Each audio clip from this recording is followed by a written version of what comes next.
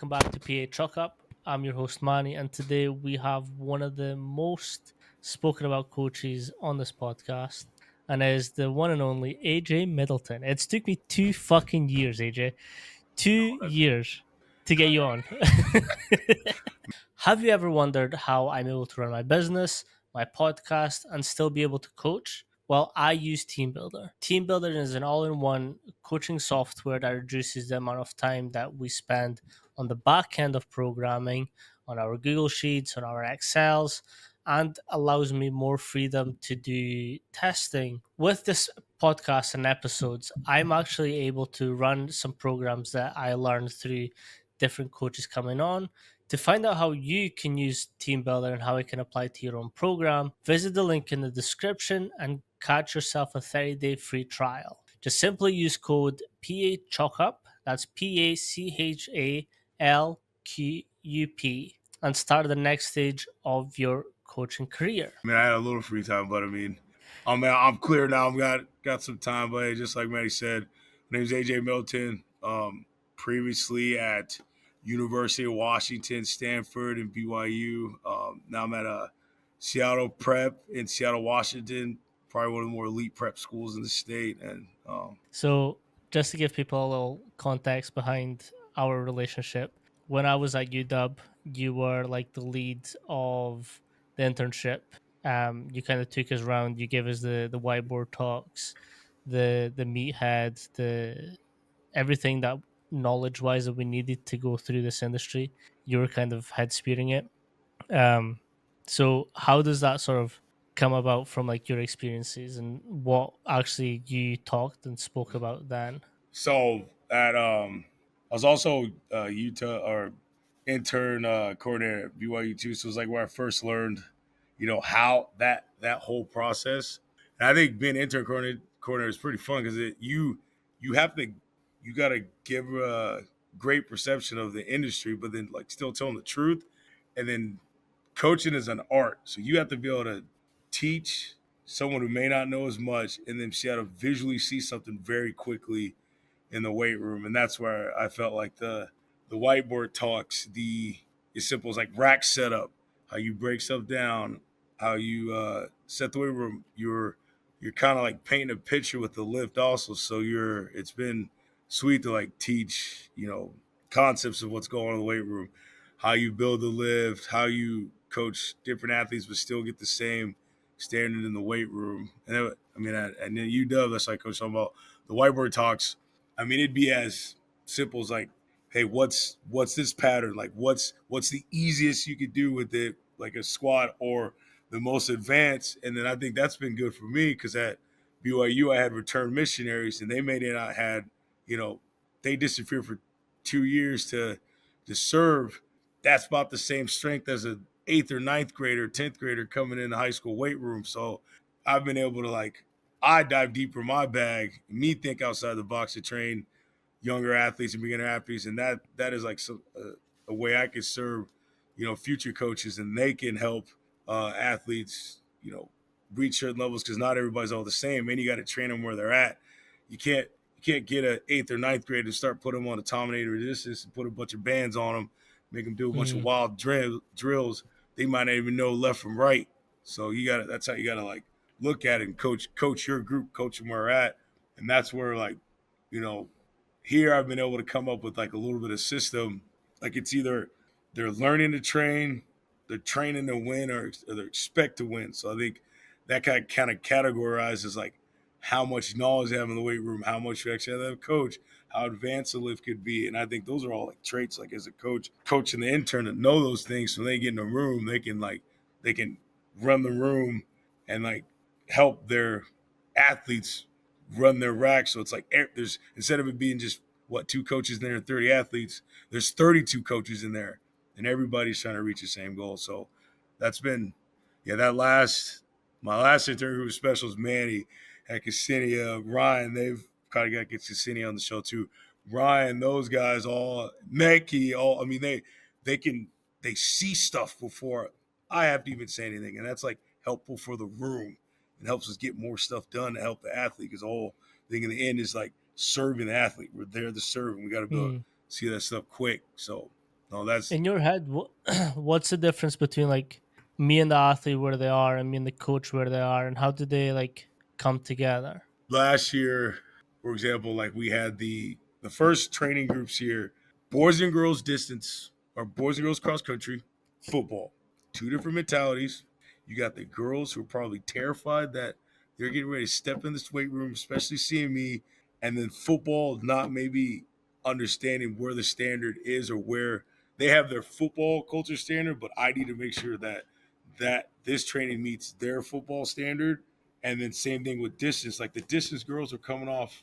I think they just placed super high state with the past 5 years, 4 or 5 years. The boys, I think, were back to back state champs, or for sure last year's won state. So like the girls are kind of learning the train. The boys were they expect to win, but they're like weight room wise, they're probably still learning to train. Football had a training background, but it was like everybody's kind of like learning to train, but training to win. And now I feel like after a year's loop, volleyball had a full year, soccer. I feel like we're all like the whole school's like a training to win, expect to win mentality. It's like they know when they're coming to this weight room, we're here to work. We can look at, which I can show you some pictures. We got TVs projected all over the weight room. They can see the figured out how to use Team Builder whiteboard, which is very helpful. So I just blow the whiteboard up on the Shout TV. out to team Shout builder. Team Builder, hey man, give it, take, drop that price back, help us out. But it's been just easy, bro, to like flow the room, and then I mean it's so. But the training wise, the football distance runners are already going to maybe touch the bar. Like it doesn't, they don't have to do those movements, but you have to give them that pattern, squat pattern. Mm, Football, they kind of have to touch the bar, but like you make them earn the bar, so when they get in the bar, they're paying attention, not just flying around. So then it's that's how you like help build the mentality where like they know this is a privilege because they don't have to do you don't when you're a kid, your training age, you don't have to do advanced movements. You just lifting in position and getting progressive overload is going to help a kid. You're not mm, specialization. You ain't. That's not where you're at right now. Now, if you are one of those type of kids, that's a whole nother situation. But majority of athletes or high school athletes are not. So you gotta. That's where you meet them where they're at. Some teams though, you do got to speed them up a little bit. For example, football I didn't speed them up, but I probably got on the front squat quick to make sure we can get to what we need to do. Because if you can get them mm, front, football wise, you get them front squat and then pulling, like pulling from the board. We have the trap bar. So main standard, like school wise, I made sure to set up everybody's deadlifting so they can like compete against each other. The girls against the girls, guys against the guys. Everybody's at least a squat pattern. The girls are goblet, but I got the are more like advanced female athletes getting the front squat. Boys just touch back squat in March.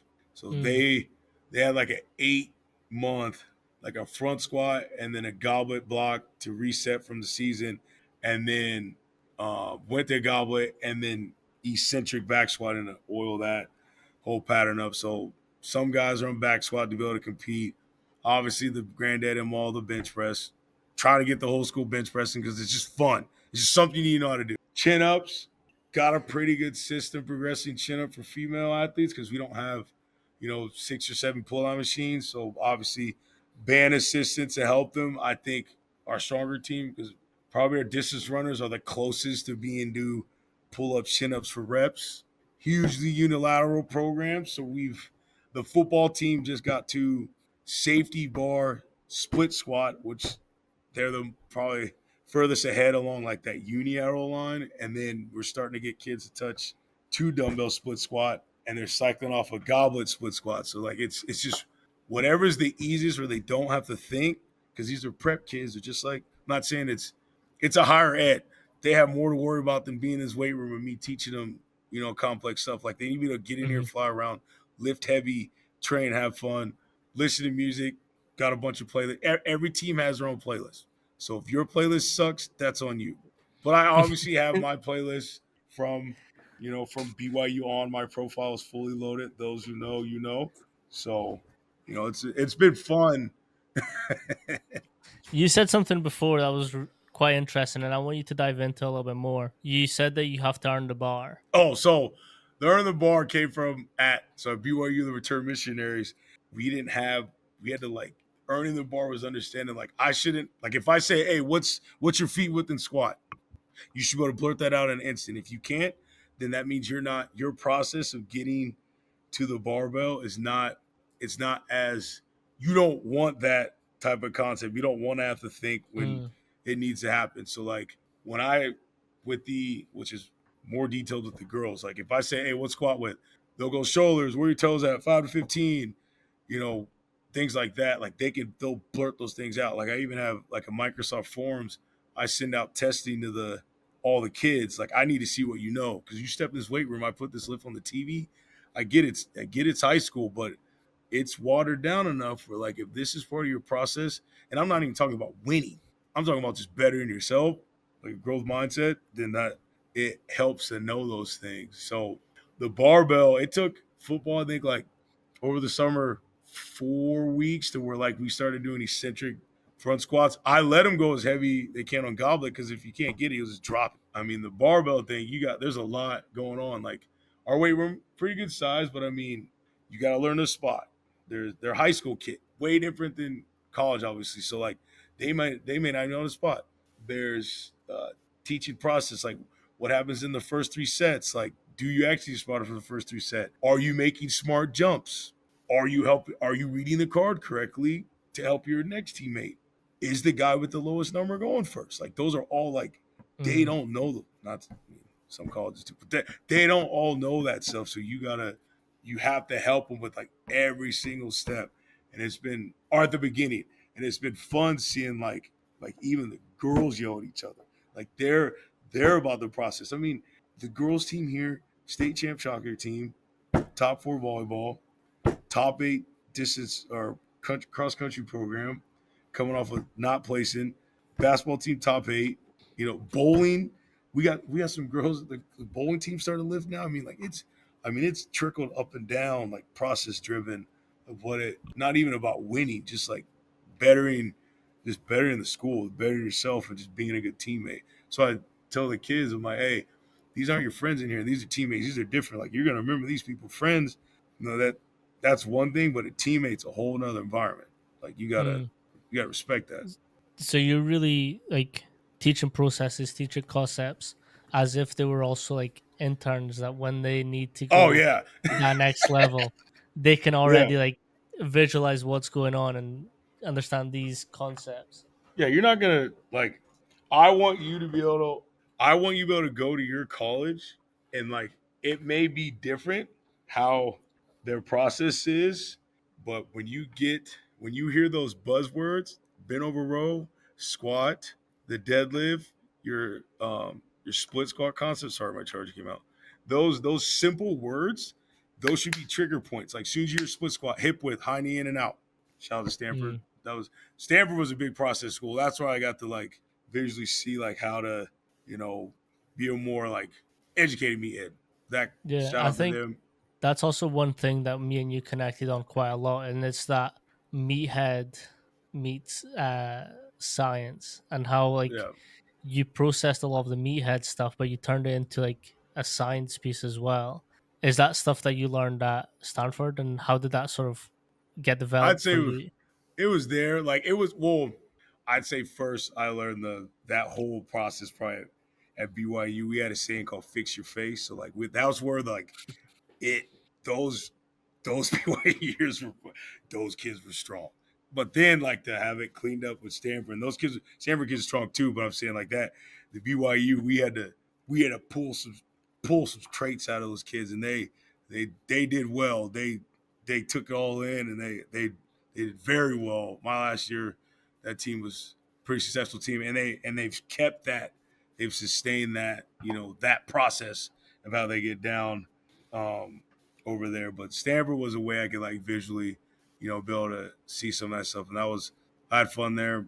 Uh, Great kids, like I mean, probably all future doctors, politicians. Like that was a good school. And then I think where it all came together, though, obviously you put those two together. That's where UW, and then I mean, we saw that last year. That roster is loaded. I mean, you Mm, didn't have to do much. It was cheating, knowing all that stuff, and then helping them because any little like they took it all in. Like they were very processor. You should see like because remember we had the activation mornings. Like the kids would do like mhm. whatever like required, and they'd go off and they knew like, oh, someone might need their more hamstring stuff, someone might have to do more shoulder activation, someone might have to do, you know, maybe eat more food. Like they knew like what things they needed to eat to have a better practice, or the extra lifting after. But I mean, I feel like that's where it all came together. Now I'm able to use all the schools, and then now it's here have to throttle all the way back because like Mm. they don't need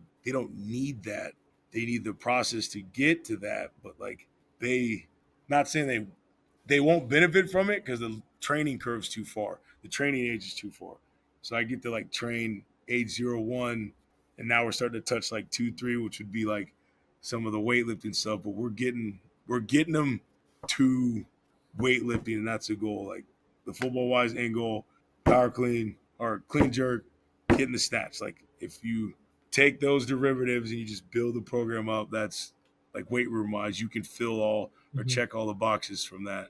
And I think one of the big things, like talking to all the science guys, the being able to like form the runs have been like a that's been wild too. Cause like I don't have like all the tech. So it's like you have that hour block.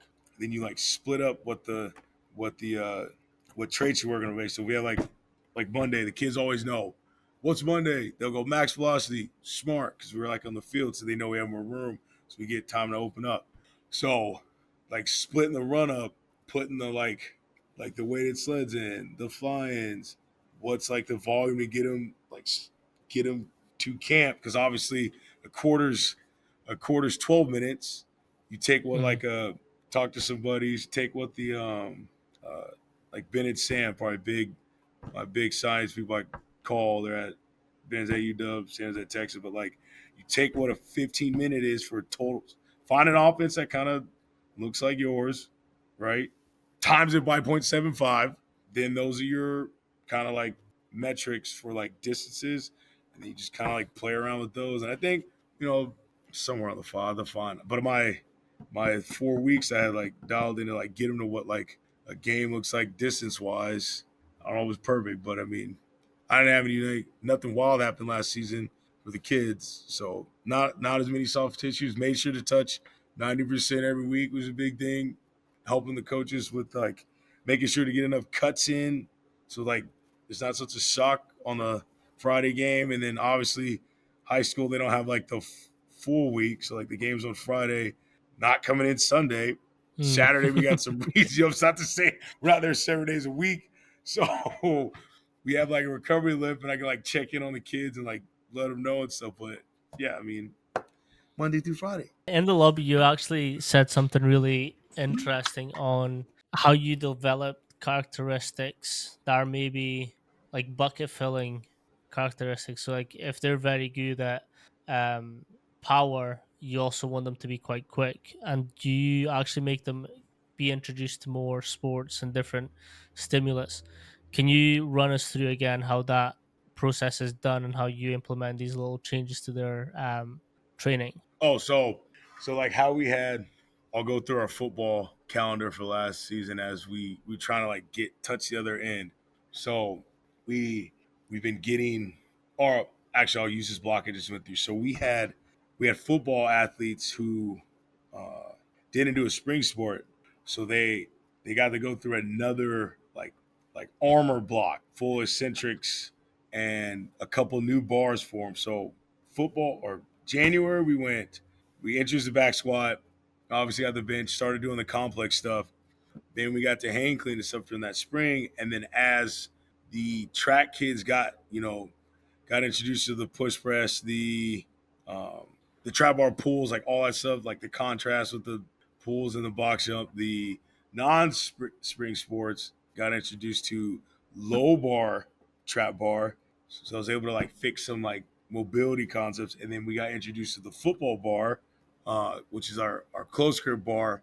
And then as I built that up, non-spring sports was like getting more centrics, and then the guys that are in season were like doing more explosive stuff, but they were still all on the same implements.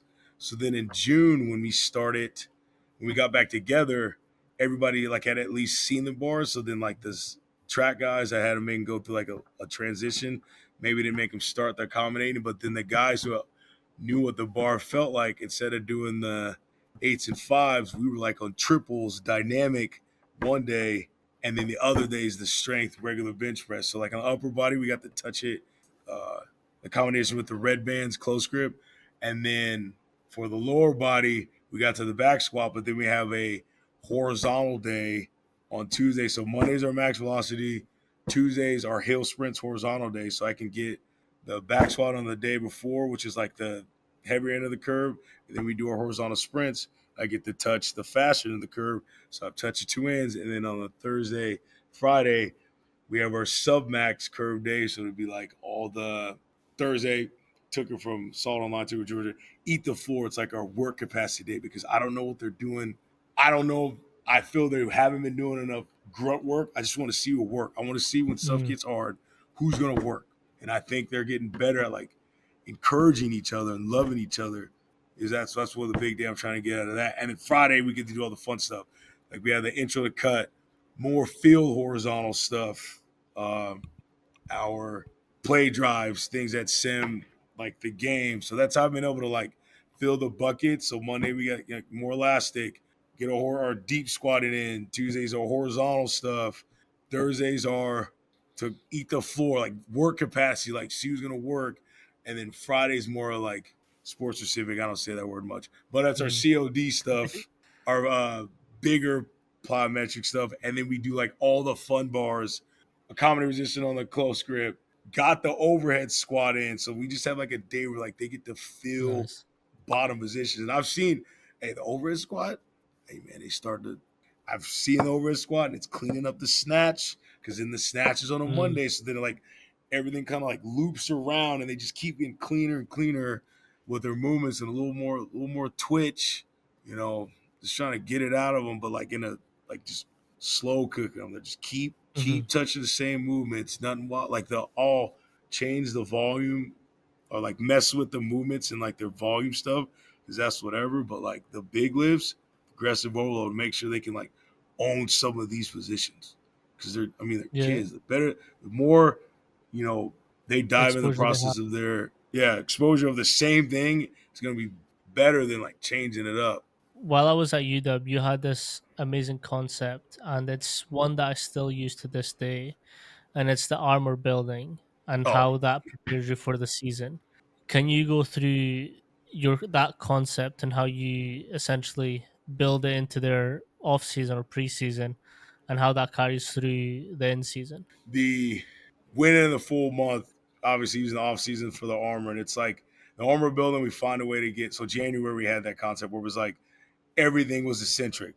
Like a 3 week, and this is all basic stuff, but the like a 3 weeks of eccentric and then 3 weeks of hold, and then on the back end, like there's volume everywhere to like make sure that like those parts say upper back volume, the hamstring volume, glute volume, all the hip stuff. We do like something hip every day, something upper back, something calves, something like knee stability stuff. Like there's always something built in the warm up to get to make sure like you're not touching a whole bunch that day, but you're like slowly like filling that bucket every single day. And that I know for sure that the January block that was for lacrosse and football helped lacrosse football players stay healthier, and it was a smoother transition because these lacrosse guys, they got to go straight from lacrosse to spring football. So in Washington, spring Mm. football is not. I don't know what the other states are, but I know I've always known for football to be in June. The lacrosse team is most of the football team. Some of our main guys, they had to take a week transition and then go to football. So with the armor built that January or that I'd say it's perfect. I don't know. I read it in a book, but December, January, they were able to build that concept, keep some of the volume stuff in their accessory lifts when they go through the season, and then a good transition of see where maybe like any nicks and owies might be, and then program that extra stuff in there so they can so they could get back to football. And yeah, I like our whole team. Like it's the turnout's been good. It's high percentage. We're seeing our stars starting to lead. People starting to talk. Like big thing is just getting like get them to talk. Like get them to like each other, Mm. love each other. Like that was a big thing. I noticed that like those 10-win teams, like they cared about each other. Like it wasn't perfect. They may not liked each other, but they cared enough to like say something like help their teammate because in the end, Mm. everybody's same goal. It's a whole nother season. So I've seen that they like each other a lot or care about each other. I think that's what makes a team successful. It's not so much the talent within it; it's their ability to collaborate and push each other when push comes to shove. Yeah. So it's Um, I kind of want to lead into a story from UW, um, and it's the different terminologies from the UK to the US. Um, when we were recruiting, you're all like you're like in the nicest way possible. You're loud. You will shout things and you will communicate with people. Like it's a positive. I am meaning it in a positive way. But when recruits came in, you'd be like, you've got the beasts coming in, or you've got like the mutants coming in. oh Now hey man. I don't know if I said this to you at the time, but it's a story that's still stuck to me with me. And it's like mutant. If you call someone a mutant in the UK, like that's very offensive. Dang, man. So when you shouted that, like in my head, I was like, AJ, I thought we were trying to recruit them. Hey man. So where that came from, and I again the linebacker. I don't. Either way, the linebacker. The linebackers, we had like a chat, and it became all of R1, linebackers and running backs. But it was the Husky Institute for Higher Learning because UW obviously higher education institute, right? Talented kids all over the place. So that Professor X had that school, bunch of mutants, like kids misunderstood. Like you're a Division One athlete, you take the Army Institute, you're the 0.02% in America. You are misunderstood. Like no one could do anything you can do, whether that be academically and physically. So like to me, mutant is like a positive. So that was like the name of our group. And then that's why you always heard me shout LLTI, or you saw R1 on my post. Those who follow me, like that's what that stuff meant. Like I cared about those kids. So, and now I got my two boys. They're future LLTI kids. We're in the process, but no, I mean, I think I you might enjoy this, AJ. look at oh yes, definitely a great mutant. I've That was got a good one. I've got a bunch of comics from Blade, Wolverine, like just a whole bunch. There, no, those are. But I mean, it's just a mentality. It's a mentality. Like they're like mutants. Well, the good ones help people. Like it's always your like here the shadow prep mission. It's men and women for other. You got to be for other people. You want to serve. You want to be positive. So that's where that came from. Yeah, but like when you said that, I was very confused because obviously I'm in the UK, and Lost like in translation. if someone calls me a mutant, we're fighting. It's on site. Oh man, that's funny. No, I did um, not know that. Oh, it's good to know. I won't say that out there. Won't say it there. um, but going back to the whiteboards and stuff that I learned, and again, I loved your concepts because you made them simple enough, but like you also had to apply a little bit of common sense, and I do think a lot of people lack that sometimes. Um, but like your posterior chain stuff, and you actually send me your posterior chain program, and like it's something I rotate into quite a bit. That's a Can fun one. You you? know what's funny? Yeah. At with Stanford, I had wrote it or I had to write it, but we were introducing the glute hammy race. So like I Mm, actually learned it from at BYU the process of how to like get kids first getting them comfortable with back extension machine. Like we got kids still doing we still have a process where it's back extension iso hold so they learn to use like their whole system. We got the skills, the single leg back extension, right? So you just like learning to use the whole system. Then you're learning the top position. And then if obviously I probably would bigger schools, process a little quicker. Like you could probably band them up pretty fast and like assisted GHR. But here um I went bent knee back extension so they'll learn to hold the top position, right? So you mhm. go back extension, bent knee back extension, and then and you can put bands all over the place to help accommodate them. Uh, then you get to Bentley with Razor, right? Hmm. Bentley Razor, Yep. and then you have the banded accommodation GHR, regular GHR, weighted GHR. So that's that D dominant. You can, if you got inverse curls all over the place, you don't need any of that. You could go straight Mm. counterbalance till the cows come home, and you can just build the GHR like that. Or what you did, BYU, we had the skills. They were doing single leg inverse curl. Boy, you want to talk about something blow you up? Single leg inverse curl is nuts. Like it's a Hmm. very hard drill. And then we did like for guys, and this is where Stanford. That's what saying credit for like seeing stuff, or at least seeing the science. Like the force plate test when they jump, like if they had an imbalance, we would go ISO because we didn't have the inverse curls, but you could make the inverse curl, and we made like the guys that imbalance. They were, and this was this block. Uh, they would do ISO single leg GHR, and they would just work to make sure that like the whole like that leg was firing, and then do that for a couple weeks. So then it was like they were bucketed in groups. Like obviously, if you just didn't have force, you were going volume legs like leg curls, glute bridge stuff to fix old chain. Oh yeah. Then if you had like maybe didn't fire force fast enough, you would do ISO, glute bridge stuff to help fire more efficiently. And then if you had an imbalance, you would go the single leg to bring up the single leg or bring up the one leg that would help with the imbalance. Mm. So that's how we I built that think. chain. That's a slow one, but Hmm. I think from that, I really learned the importance of the strengthening the whole muscle. So starting with like your knee dominant and then your hip, and like really making sure that the strength is obviously it can be equal, but you're strong from both sides yeah. to keep up No, with the demands.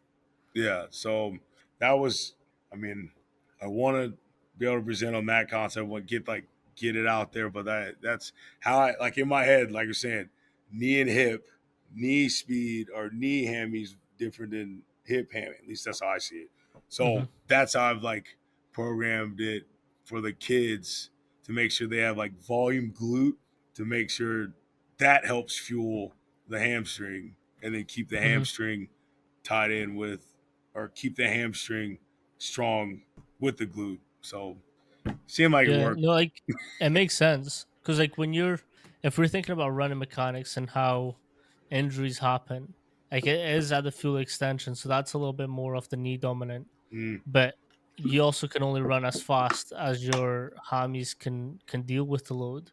So yeah, again, sprinting is about how quick and how hard you can hit the floor continuously, yeah. and making sure that you've got strength on both ends helps you move quicker. Or yeah, that's how, and that's why I might like to split the days up. Like we're working horizontal. There's a lot of like glute prep getting into being able to push long. And we got the band stuff, or we got our band marches, or lateral stuff. Big thing, get making sure the adductors super strong for that. Um, the leg curls. So we got all uh, the wheelie roller leg curls things. I feel like those have been helpful because I found on Graham, we added it's like weighted leg curls. I know everybody's seen it, but like we don't have 10 leg curl machines. But if you put a 20 or 40, 50 pound dumbbell on your hips, you have to Mm. squeeze harder through your glutes to get your heels to your butt. Way different stem. If you got weak glutes, you're not gonna have a good curl. So it's a way to like br- bring where machines can help. Because I like machines. Like if we had a full weight room full of machines, I'm fine with it. They bring weak parts up quick, but you got to find a way to give the stem needed. Kids can get out of their hamstring and get in their glutes. And I think so. I've currently been exploring banded leg curls, but not like in all positions of the rack. So like starting at the bottom, mid, top, seated. What else have I tried? You mean Like like someone position holding wise? it. Yeah, Oh yeah, yeah, yeah, yeah, yeah. just to see how it actually changes the resistance.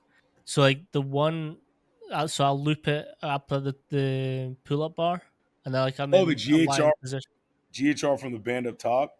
Is that you talking Not about? GHR, just a leg curl. Oh, okay, okay. That one fucking burns. And then I'll be messing around with um just like on the pole, and I'm like lying on my stomach and pulling my leg back. Oh, and then just going like this with your Mm, oh that one probably I can see the one burning but as I look at the racks like can I do I see I definitely see the one where you're like hitting the like maybe like a thick green band on the J hooks. mhm. Yeah, that could Yeah, I've been messing around with them, and I'm burning afterwards. oh yeah. There's so many I mean there's it's crazy to think like remember on the whiteboard I used to be like, hey, I write squat up top. Write a squat pattern. You guys had Yeah, regress, progress. Let's fucking go. yeah, hey, hey, how many dumbbells? Did someone like write something wild long? But I mean, it's just you gotta like I don't know where I read, probably somewhere in Graham, but it was like you gotta train in your weight room. You gotta train with Mm, what you have in your mhm, weight. I got here a week before. Make sure to see the weight room before I started, and like visual. I'm like, okay, what do we do here? What do we at UW? What was the system? What we do at BYU? What we do at Stanford? Like, took all those notes, took what I liked. How do we build what we had? And this weight room was loaded already. Um, Before I got here, they had a great program before, like people were training, but just to see how to enhance. They were already winning. I mean, but mm, it's like where do I serve? So, and I think we're doing all right. We got like we have the weight room, but we have roll ups. So you open the roll ups, you put the Olympic bars and the rubber plates out on the floor. You got a D1 facility. You know, power mm. box over the corner, all the bars. Like you don't have to cram everybody in the little room. Like just make the room work for what's happening at the moment. It's I been mean, for the I always war. say you're as limited as your imagination in the weight room. Oh yeah, yeah. Like It's like I've once made a sled pull with like those step up boxes, like the old school ones from like the the one aerobic with the classes. handles in it, like the handles on the Uh side. no, so like the old aerobic step ups with like the Oh little yes, the one you levels. build with the plastics. Yeah, Yeah, yeah, yeah, yeah, yeah, yeah. So I had one of those. I like flipped it, put a bunch of kettlebells in, tied the bottle rope to one of the kettlebells, and just fucking used it as a sled pull. so I'm saying, hey man, I saw a kid today. I was like, hey, I need you to put these wheels in this prowler, set it up like this. I went upstairs and he created a setup by himself. Just to put in perspective how these kids like they're bright kids. Like they'll find a way to do it. If they want to do it, they'll find a way. So that's what Mm, I'm saying, trying to get them to think like that when they lift. Like, if you want to do this, I've seen you. I know you can. yeah. So no, they're cool. This kind of takes me to the next concept that you taught me, and I already done it, but like unknowingly, but then you like fortified it, and it comes a little bit from your bodybuilding and other sports that you've done, and it's a dark side of training and why Oh, that's useful. so here we call it the deep end because it's safer for kids. So kids, I but love yes. that. So and the football they use deep bars, but pan, like Panther strength. It's like every program I'm teaching them, we go to the deep end. We're gonna see if they can swim. Like we don't care about the wins, the loss. We gonna see if they can swim. So that's what I've been preaching with all the programs. So like distance wise, it's like, hey, we're gonna grab this girl or guy by their hair. We're gonna run them out of here. Then like so I found out like distance wise, right? Think about team process, right? I think coaches told me 6 run, but 5 score for cross country, right? But could you imagine, right? You let the first runners probably, I think, is they just off they go. They're supposed to run, and the lowest score wins, right? But could you imagine your 4 other runners take off? Those girls score, but then you got your 6 that's like, hey, I'm stronger than more of them. I'm gonna take their spots so we can have a lower number because they got to get a higher number if I finish before them. So like that within that concept for that's how I like for cross country how I talked in of like, hey, everyone here in your mind, you think you can score. If you can't score, you take points from somebody. So Mm, that for distance wise in volleyball, it's like the deep end is like playing above the net. So mm. it doesn't matter. Your spike in the first game is the same spike in the fifth game if we have to. But So through having that process endurance wise, to keep we up only need with three. the We need three. mm, So, and then soccer wise, it's just like early and often. Score first, win first. Because you score off the rip, kid mentality, just keep scoring. Energy starts to go down before you know it, it's 3 hmm 0. and then you let your other Hmm. teammates play, and then deep water, like deep end for football. They go deep. I didn't know. I mean, I knew it was deep water. I was like, oh, I'll use the same concept, deep end, deep water. But the deep end is like it's like when it's the same force in the first, the same detail. Doesn't matter the score. Doesn't matter the situation. We're gonna be always in every game, and we're in the those that see the podcast and watch it. We're in the Metro. Probably the hardest conference in the state. I don't care. Come see us. But basketball, football, all of them. So we at prep, we do what we need to do, and like we feel like our edge is taking people out and seeing if they can swim. That's our edge. So how im- that's how we how train all important of is them. that psychology piece for you? I think it's pretty big because at UW I saw how important it was. Like the first year we were there was like, and I'll reference Graham. Like when we made a bowl game that first year, like they made the Grand Post and everybody was all happy. No one even remembers the sixth game last season. There was one goal. It was like, okay, what's next? What's next? What are we doing? So that was a testament to like the mentality and those kids because those are tough kids. So, oh man, those are not kids. I mean, we saw some numbers in that weight room. Those guys are far from kids. Hmm. But yeah, no, that AJ, was it. AJ, listen, you might know who I'm talking about. I'm not. I tend to refrain from naming athletes on this.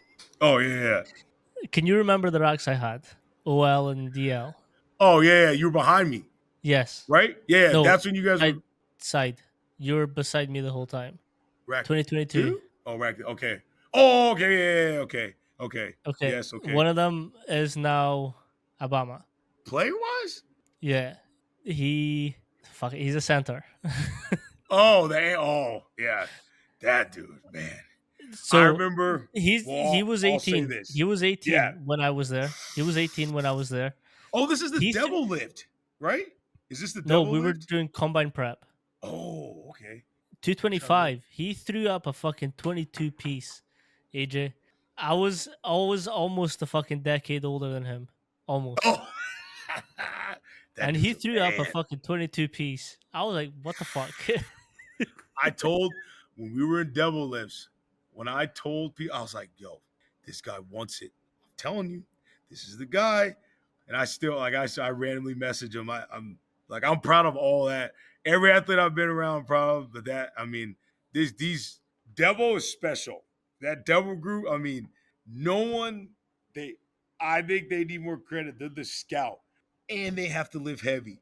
Our Mm, devil group, every school we've been at, whew, BYU especially. Like my first demo group was at BYU, and it was like this is the legacy group, and it was like I wanted to make T-shirts that had a leg you mm, could see across, and they had the Y on the end. And I'll send this to them, but then like that team 4 years later, they went 11-1 with a yard shy of an NY6 game. That team, and there were dogs on that mm. 2020. I don't care what year. No, those guys are still doing very well. Can you explain what the devil group is? So the development group. So it's like the freshman lift. So like all those guys and like the guys that aren't traveling, the guys that got to do the extra ones. Like we started Battle of the Cut at UW, which I thought was pretty fun. So we do all these games every do the pump for the game. So at least the guys look Mm, super ballooned up when they're on TV. They get seen. But the development group, like if you set the culture, like positive culture early, hmm. that like this is our process, then they teach the younger guys, and then those younger guys teach the younger guys. And before you know it, you ain't even yelling no more. Like they're chewing each other out in a positive Can way with love. um so and when the internship started, I was a day late because I got held up at border patrol. Fucking Canadians. Uh, Crazy. um, so the first session I ever saw at UW was the freshman day one. Oh, you go, I go. Yes. No, no, no. If Yes, it's yes, yes, president, yes, yes, yeah. yes, yes, yes. And I was in your rack, and like I hadn't been experienced, like I hadn't got exposure to the day before, which you run through all the systems, everything that happens, all the shouting, all the yelling. So day one, hour one, music gets turned the fuck up. like we can't hear each other. All we can hear is you yelling, and you're next to me, just fucking yelling your eyes out, like your heart out, and I'm like, Oh "Fuck, man. I'm home. I am home." Those freshman welcome weeks were so fun. Oh my gosh, those They are were good nuts. times. Like I still speak to some of those guys. I still speak to some of those guys, and they're fucking special.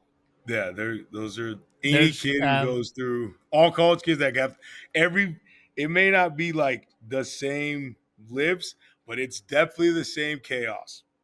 mm, Like it's like welcome to college. Da, da, da, like it's man. the twins that we had. Oh yeah, animals. Um, They're strong. so one of them was injured, and I had him on the return to play. So like I was with him every single day, but he so happened to be on the rack next to me during his session. So Colin was the coach next to me, Oh yeah, Dixon. yeah, yeah. He's at is Um, he big he's baseball at now, UW right? still. Yeah, yeah. Back at oh He's yeah, with nice, nice, baseball. nice. Yeah, made it back. Made a Yeah, run in the U.S. doing some things. Shout out to he Colin. did football as well. Actually, he was at Purple School in Texas, I thought, right? yeah, it Abilene was Christian. Axe something. I know he was at college somewhere in Texas, but yeah, I remember seeing it. Got that. I was like, that was pretty sweet. Um, but like anytime that I saw was like a safe exercise, I'd be like, I bet you can't do an extra 5 reps.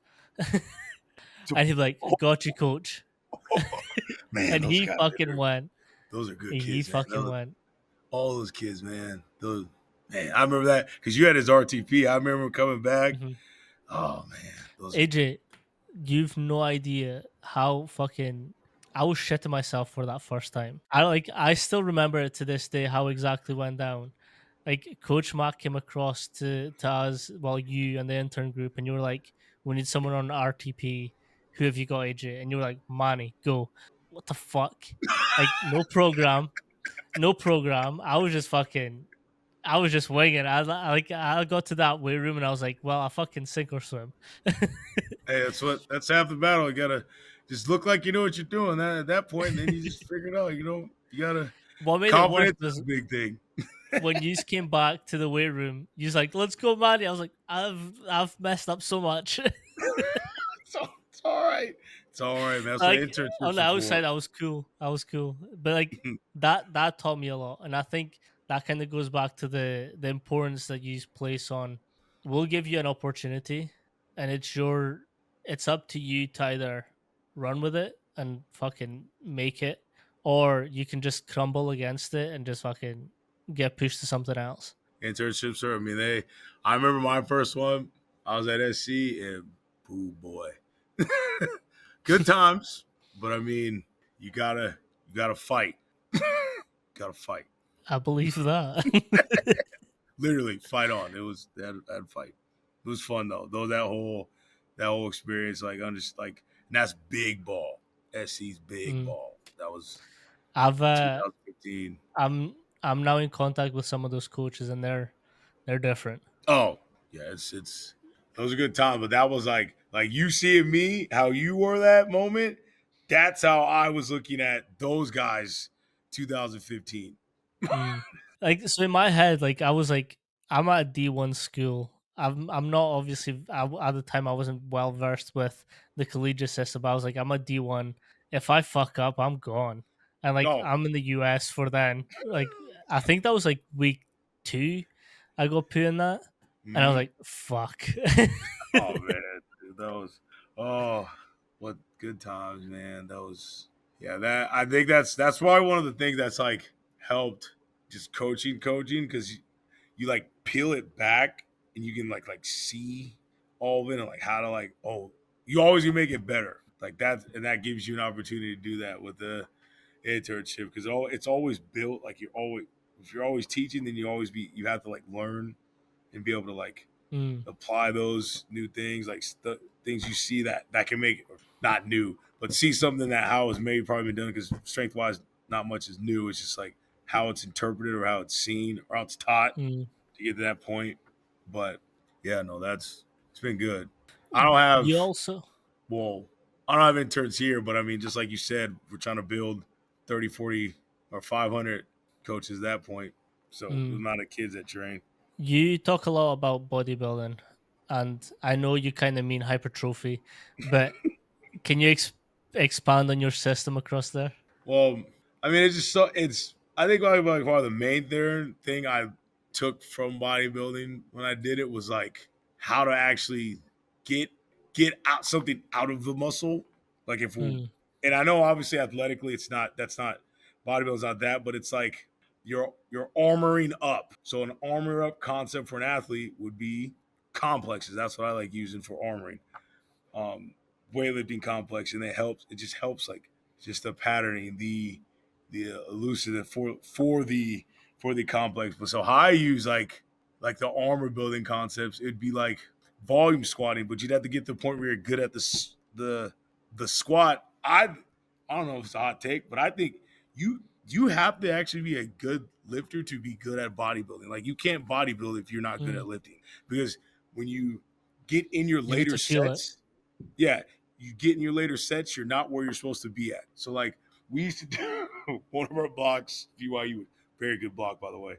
We would go our sets, like sets of threes, like through maybe like 8 sec, and then end with a set of 20.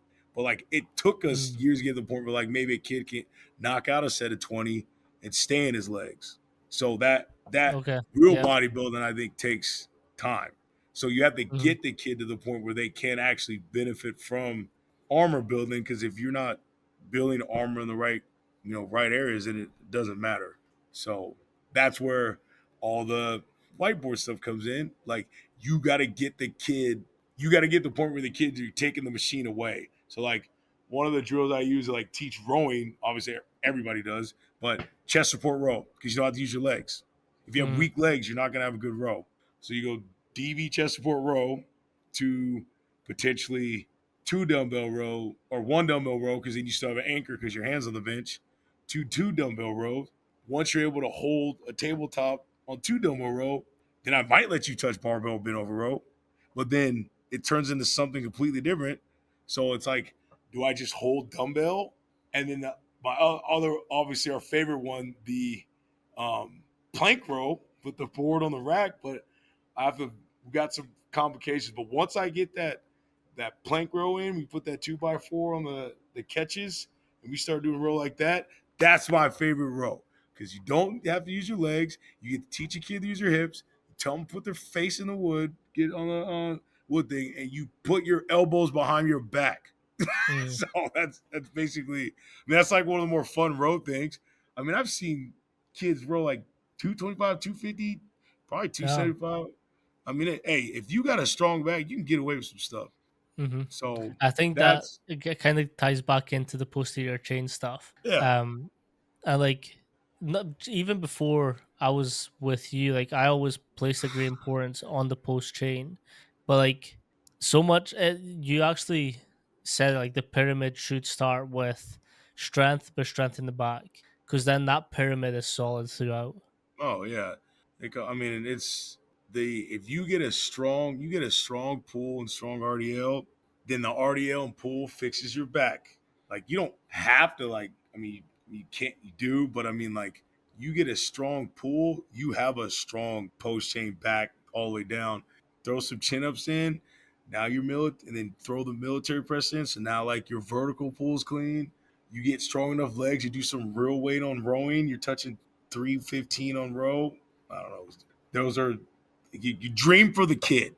That's what Mhm. I'm telling. Like I gotta remember what a high school number is, but like in college, I'm like at BYU's like, hey, that's cool.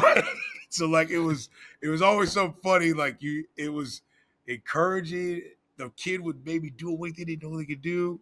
So I mean, it's just been fun, just like that environment. Weightlifting is a positive environment. Like you think about Mm, like the the first time you bench 225, like that's first time you bench one wheel. Like that's I'm seeing kids who like AJ, Coach AJ, I just benched 135. And I have to remember like that's where yeah, like the first time I benched 135, the first time you know what I'm saying, you gotta remember where that kid's at 14, 18. That's definitely been the new thing because I haven't really been around high school kids a long time.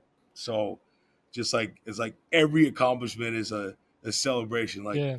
You held the wall sit longer. The plank's cleaner. You're doing a chin up with one band. Like, I mean, it's because they don't have to be in here. Mm. You know what I'm saying? It's got to be positive. Like, I want them to come back. Way different in college. Those who've been in my rack know. Shout out to Triple C, LOTI. They know they are. Rack 3, they know they are. But um, yeah, it's just got to be encouraged. It's supposed to be fun. And the runs, I mean, get after it. That's what the emphasis, How have understand what's you going on. how have you built that sort of buy-in from them not having to be in there? So they before they had to, but I mean, I probably we might be now as like more culture expecting a little more out of them because like the team builder has like all the documents that I put the schedule on there, the nutrition, the recovery videos. There's files like it's every team has their own file. They know what's. I mean, it's the expectation is higher, but they're getting the resources to meet the. I To wouldn't keep just tell up their with it. kids. Now in college, like we show up, this period's like you better find it. But like high school, we gotta like, and then most of the time it's not even on them. It's like it's the you gotta you gotta tell the parent like, which is fair. Like Mm. they're kids, so like that's what I've had to. I'm trying to get better about. It's like alerting the parents, like, hey, tell your parents, tell your parents. So that's man.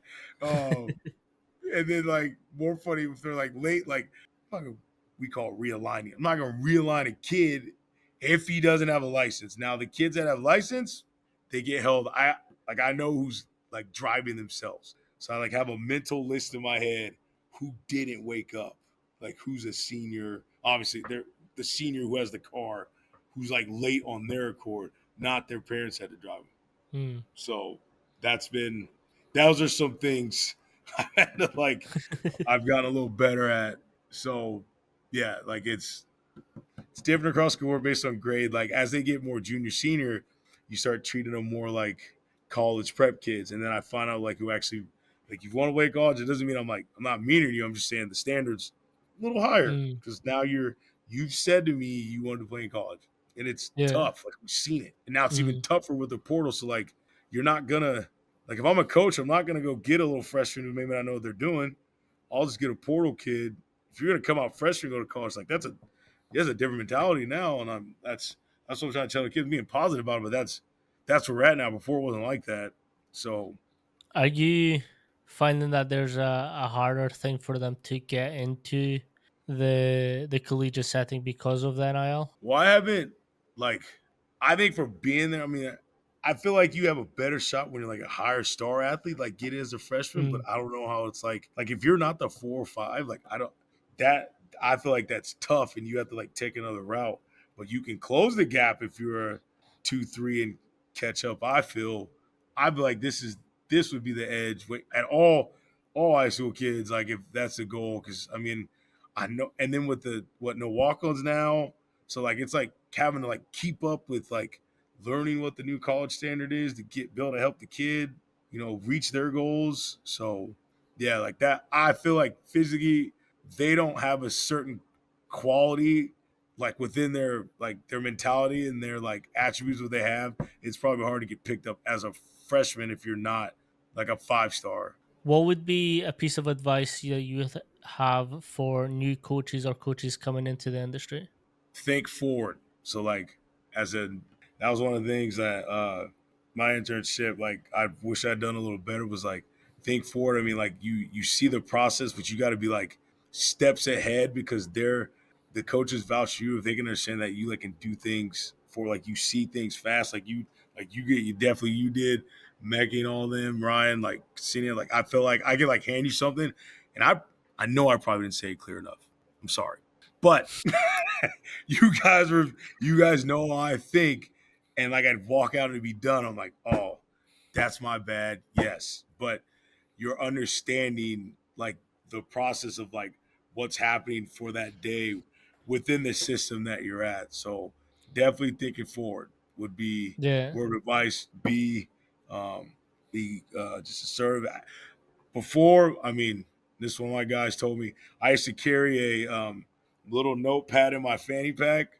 Oh, get a fanny pack so you can have your stuff on you when you need to be somewhere. But I used to carry a notepad in my fanny pack, and I'd always just take notes to make sure I always could reference, because you don't want to have your phone out, because a phone looks like you're not paying attention, but a notepad looks way more dialed in Mm, than a phone. So that, and be in the moment where you're at, like be where you're at in that moment, just like we tell, or like how we train the kids. Like I I appreciated everywhere I was at.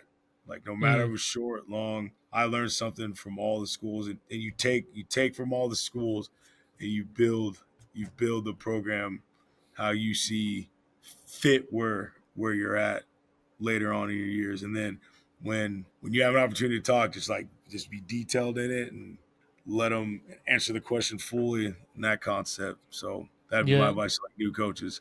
I don't know what it's like. I mean, that man, what was that, like 12 years ago? I don't know what it's like getting it now now with everything, because man, crazy, I think way when I different. was when I was there, I think I kind of saw it like you have to be a little bit of a mind reader, and that's actually something I said to Coach Mark on my exit interview. Uh, And like it's not that you aren't telling us all the details, because all the details are there, but you just have to, like, again, I asked a lot of questions. Like I fucking, like, after every session I had a bunch of questions lined up for anyone that would listen. we And appreciate it. even when I was getting instructions, I would ask for clarifying questions. Like I think one example that I can think of was Z press. We're doing Z press, and I was like, "Are we doing it in the rack or out the rack?" Because that would depend on where we set up the bar. And you're like, "Good point, out the rack." And I was like, "Cool."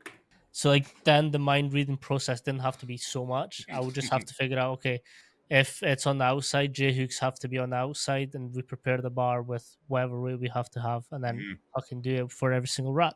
But it's like it's a kind of anticipating and using common sense to be like, okay, if we're doing hurdles and we're doing them in the weight room, and this is one part that you kind of like, Mario, what the fuck are you doing?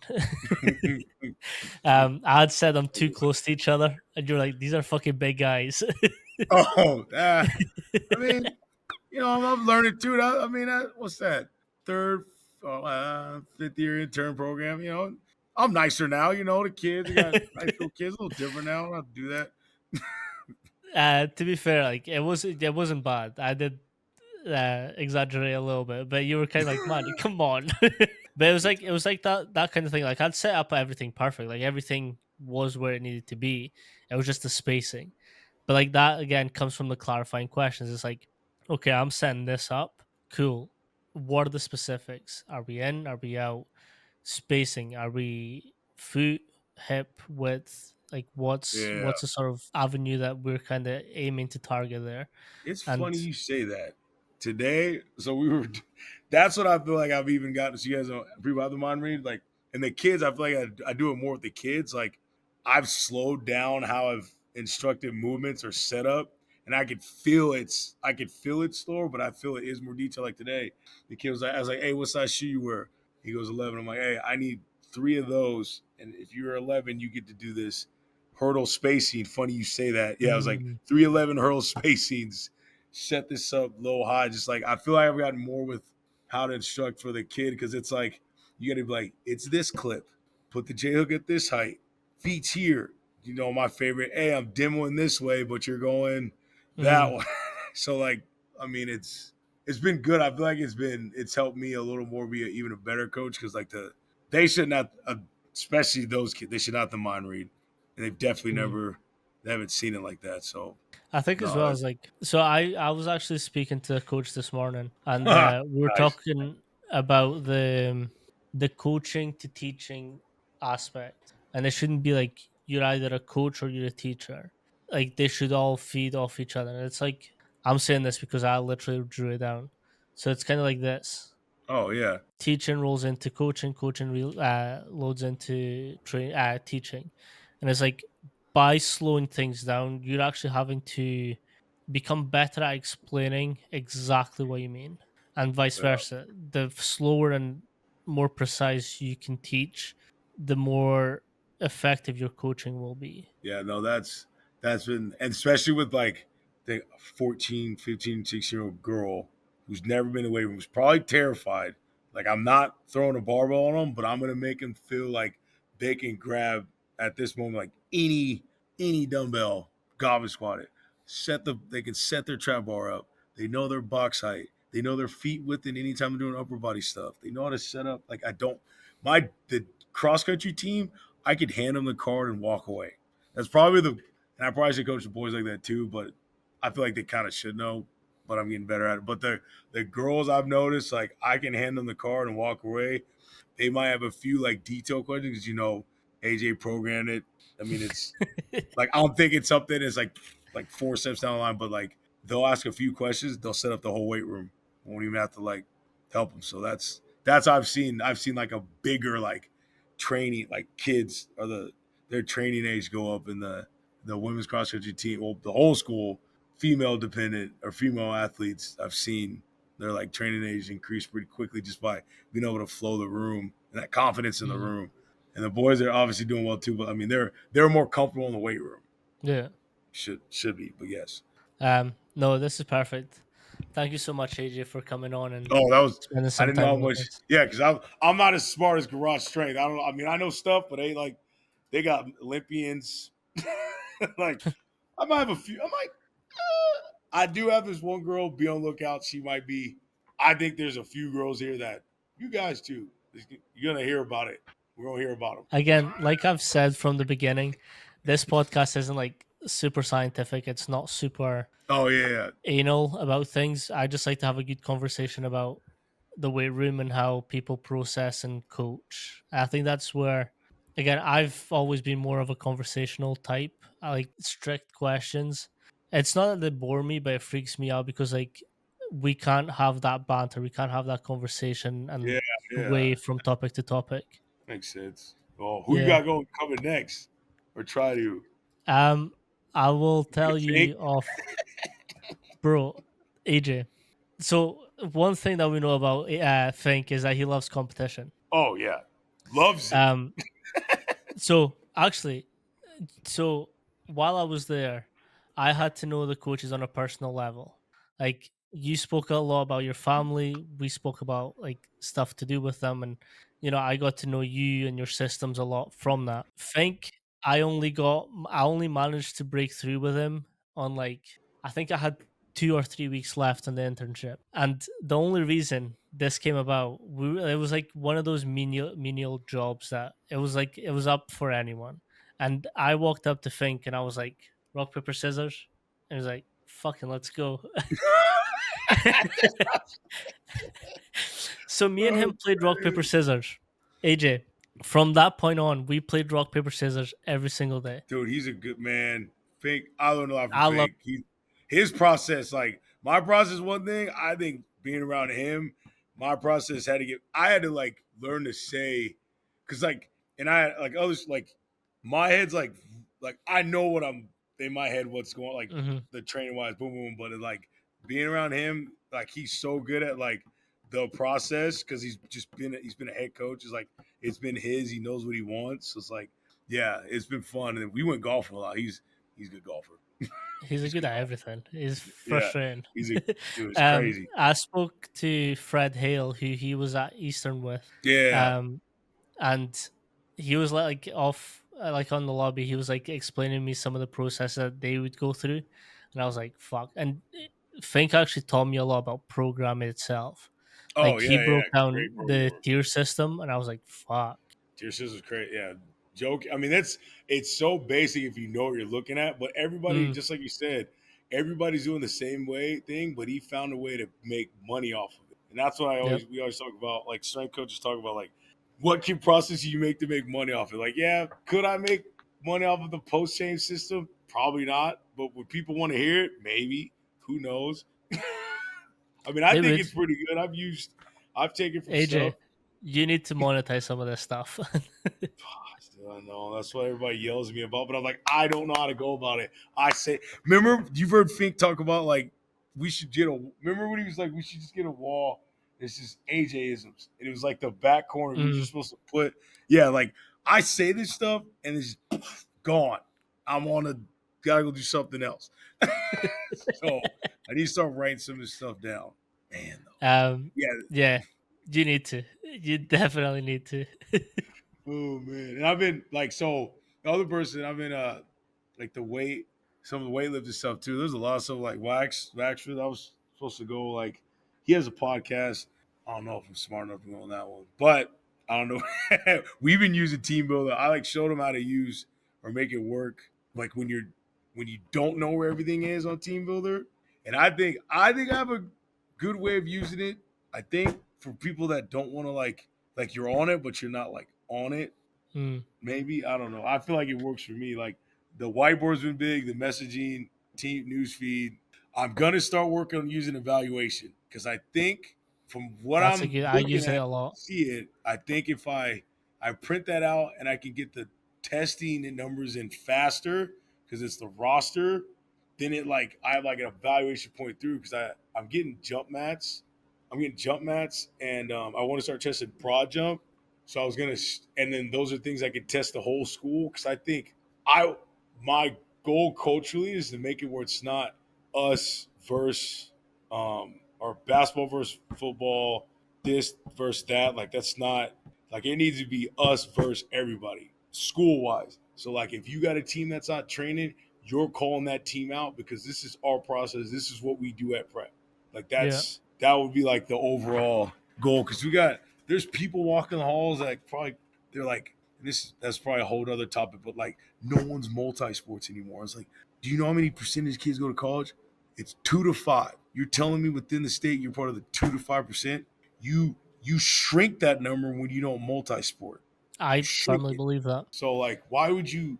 We got guys that would not saying I'm not like preaching football or whatever, but I'm just saying like this would help your other sport. So it's been Like I think genuinely believe that most of the most successful athletes have been multi-sport. yeah, you gotta like because it like It teaches you different movement patterns. It teaches how to handle different loads and ways of yeah. movement. Fred Duncan just put out. You should see his gram. He just put out a thing about when you're not a multicultural athlete, you don't develop all the traits and you get hurt sooner. Like that Mhm. like if you're telling me you're just throwing a baseball, but you're not sprinting, you're not jump catching a basketball, you're not lifting, like you can't. How do you be good at? So what? Yeah, you made good at that one skill, but the traits needed to be overall at that skill you don't have. Yeah, that post is yeah that post is that's a good post just today. So that's what I'm trying to. At least if a kid's this is a great account by the way, but at least if a Mhm. kid is specializing, like at least train, like that's what the club man, the club sports they got all. That's not. I'm not saying here. I'm just saying overall, club sports are freaking. They're wild.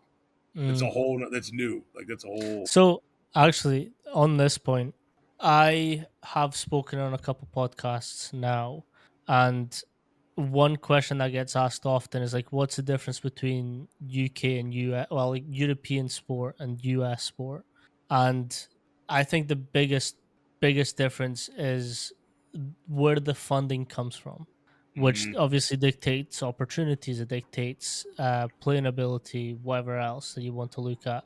Um, European is government funded. Right? Like Yeah. you can You guys are. only, yeah, you can only put so much in to that sport that you make from Olympics, worlds.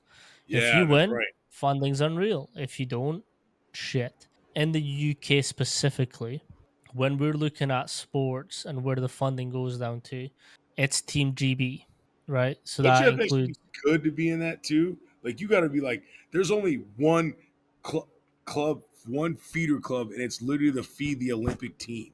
okay. So So hold that thought.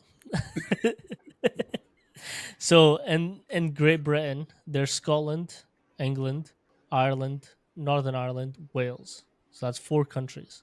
So that's four athlete pools that we can pull from. Funding from the Olympics, Worlds, and stuff goes to GB, which is London, England.